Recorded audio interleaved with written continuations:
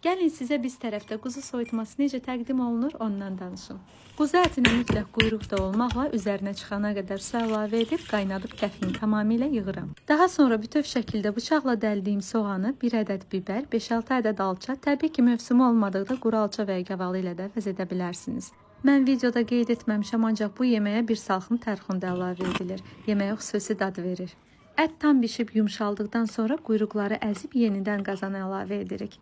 Sonda isə üzərinə xırda doğranmış keşniş səpilir. 1-2 dəqiqə qaynadıqdan sonra yemək təqdimata hazırdır. Yanına mütləq sarımsaqlı qatıq və ya süzmə hazırlayırıq. Yeməyin suyu istəyən hər kəsə ayrıca stəkanda, əti isə ümumi süfrəyə təqdim olunur. Həm ətinə, həm də suyuna qatıq əlavə edilərək yeyilir. Əgər sınamamısınızsa, quzu ətini bir də belə yoxlayın deyərdim. Hazırlanması asan, dadı isə çox ləzzətlidir. Hər kəsə nuş olsun.